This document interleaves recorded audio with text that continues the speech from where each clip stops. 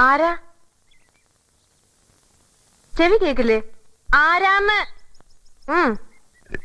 ഞാനൊരു വഴിപോക്കനാ. ഇവിടെ ചുറ്റമ്പലത്തിൽ എന്താ കാര്യം? ഇത് പൊതുവഴിയല്ല. നമ്മൾ ആരാണാവോ? അതല്ലല്ലോ ഞാൻ ചോദിച്ചതിനുള്ള മറുപടി.